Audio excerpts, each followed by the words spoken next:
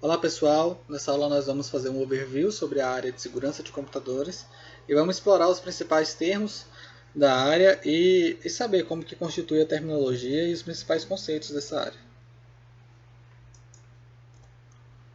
Vamos começar pela definição. É sempre importante começarmos pela definição e explorarmos a definição, principalmente as definições oficiais como essa, porque ela traz alguns conceitos, alguns termos que vão nos ajudar a explorar a área como um todo, o conceito por trás da área como um todo. Então o relatório NIST IR 7298, que traz o glossário de termos-chave de segurança da informação, ele define segurança da informação como o conjunto de medidas e controles que garantem a confidencialidade, a integridade e a disponibilidade de ativos de sistemas de informação, né, incluindo hardware, software, firmware e informação sendo processada, armazenada e transmitida. Temos alguns termos bastante interessantes aqui nessa definição. Nós temos aqui que a segurança de computadores ela é composta por medidas e controles. Então, são coisas que fazemos, são medidas que implantamos, são controles que realizamos para garantir certos atributos. Que atributos são esses? O atributo de confidencialidade, de integridade e de disponibilidade. Aonde esses atributos devem estar, nós devemos garantir esses atributos em quê? No que a gente chama de ativos de sistema. E o que é considerado ativos de sistema? No caso de sistemas de informação, né? São o hardware, o software, o firmware e as informações, seja ela processada em tempo de execução, seja ela armazenada, né, nos dispositivos de armazenamento, ou seja ela transmitida enquanto ela está sendo enviada pela rede, por exemplo. Então, partindo dessa definição, vamos começar a explorar alguns dos termos que estão contidos nela. O primeiro termo que a gente vai começar a explorar é o termo ativo. Dentro de segurança de computadores, o que significa ativo? Ativos são coisas com as quais nós nos importamos, né? Basicamente são coisas com as quais nós nos importamos.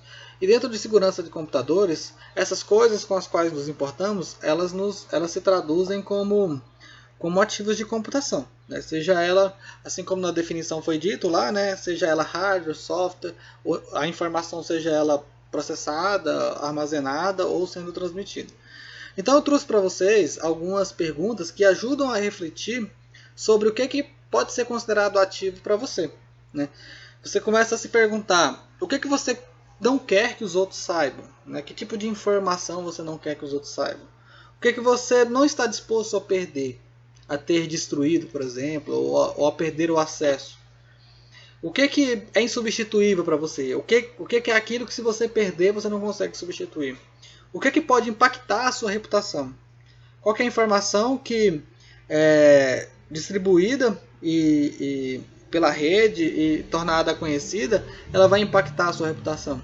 O que mais pode te causar dano? Que tipo de ação, de atitude ou de ataque poderia causar mais danos para você?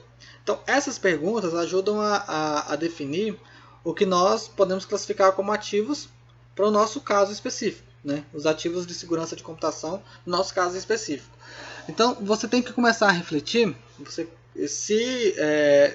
se alguma determinada informação for revelada publicamente, o que aquela revelação ela pode te trazer?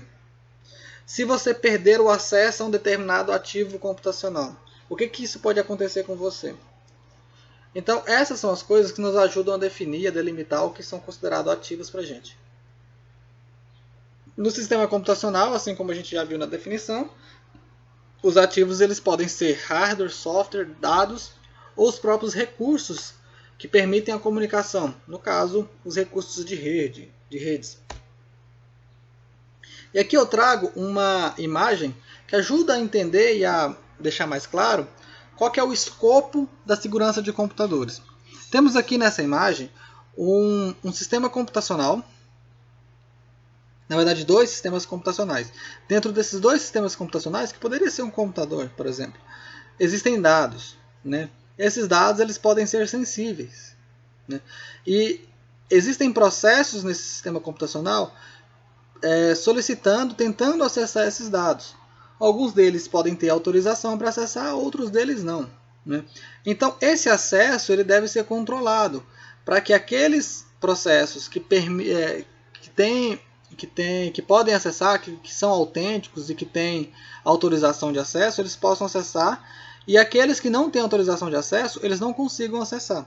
Então nós temos aqui o papel da guarda, né, da proteção. É o que é representado por essa linha aqui, por esse desenho aqui, né? E aqui dentro do sistema computacional temos os processos aqui, e esses processos eles representam usuários que vão estar de fora do sistema computacional, que são esses círculos aqui, né? E é importante que nós protejamos não somente as coisas que estão dentro do sistema computacional, mas o próprio acesso ao sistema computacional em si. E aqui exige-se alguns mecanismos de acesso físico ao sistema computacional, porque pode ser que essas pessoas, esses usuários aqui, que fazem as requisições, você tem algum tipo de prejuízo se você permitir que essas pessoas, esses usuários, eles tenham acesso ao sistema computacional, que eles consigam acessar esses dados aqui que não deveriam ser acessados. Então há níveis de segurança no nível lógico e no nível físico aqui, né? Quando as pessoas elas querem ter acesso aos recursos computacionais de hardware, né? E esses dados, eles são transmitidos entre computadores. Se esse computador estiver ligado na rede, esses dados eles vão ser transmitidos entre computadores usando a infraestrutura de rede. Então, se você pode chegar a proteger esse sistema computacional com fortes mecanismos de segurança. Mas se você se descuidar da rede, pode ser que esses usuários, algum desses usuários que porventura pode ser um usuário malicioso, ele pode ter acesso a essas informações usando os recursos de rede.